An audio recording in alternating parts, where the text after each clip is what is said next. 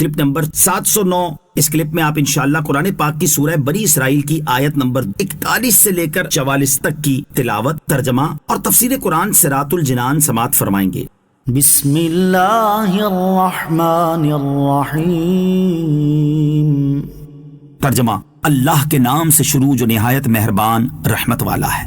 وَلَقَدْ صَرَّفْنَا فِي هَذَا الْقُرْآنِ لِيَذَّكَّرُوا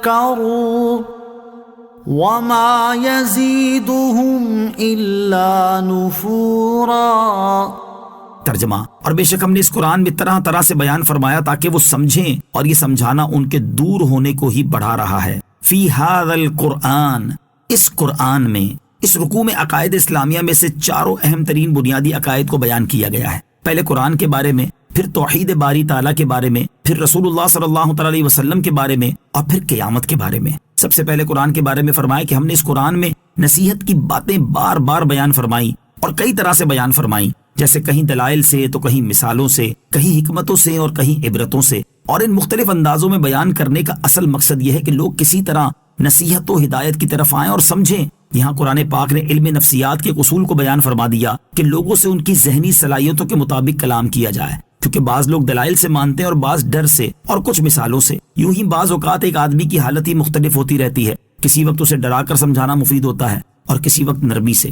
تو قرآن پاک نے تمام لوگوں کو ان کے تمام احوال کی رعایت کرتے ہوئے سمجھایا ہے، لیکن آیت کے آخر میں فرمایا کہ اس اصلاح و تفہیم نے کفار کی حق سے نفرت میں ہی اضافہ کیا، کیونکہ بارش اگرچہ بابرکت ہوتی ہے، لیکن اگر کسی جگہ پر گندگی کا ڈھیر ہو تو وہاں بدبو میں ہی اضافہ ہوتا ہے۔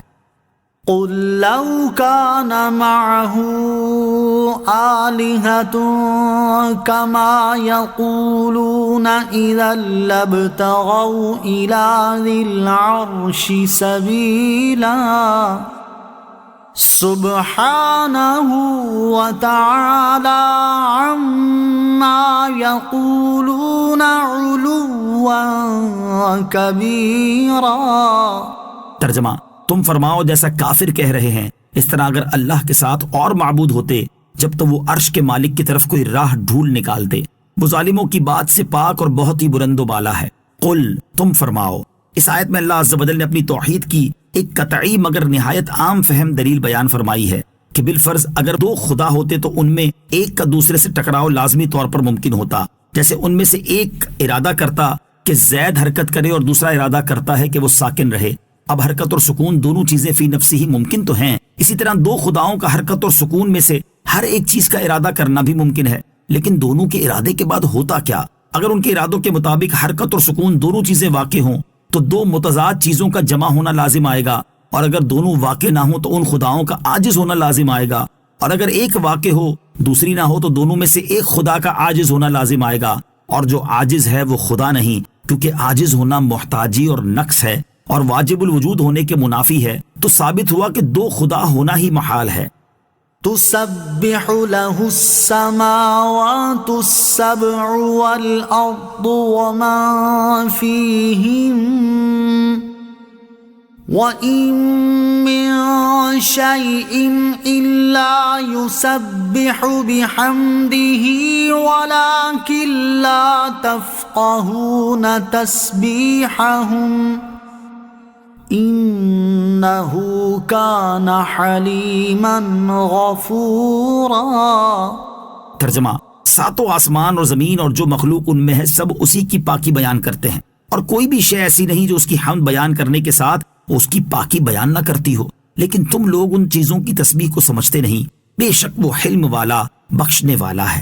تو سبح لہ، اس کی پاکی بیان کرتی ہے۔ اس آیت میں اللہ عز و جل کی عظمت کا بیان ہے، چنانچہ فرمایا کہ ساتوں آسمان اور زمین میں اور ان میں بسنے والی ساری مخلوق اللہ عز و جل کی حمد و ثنا اور تسبیح و تقدیس میں مشغول ہے، اور یہ تسبیح دونوں طرح ہے، زبان حال سے بھی، اور وہ اس طرح کہ تمام مخلوقات کے وجود اپنے صانع یعنی بنانے والے کی قدرت و حکمت پر دلالت کرتے ہیں، اور یہ تسبیح زبان قال سے بھی ہے، اور یہ بھی ثابت و صحیح ہے، اور احادیث کثیرہ اس پر دلالت کرتی ہیں، اور سلف صالحین سے یہی منقول ہے۔ ہر چیز اللہ تعالیٰ کی تسبیح کرتی ہے۔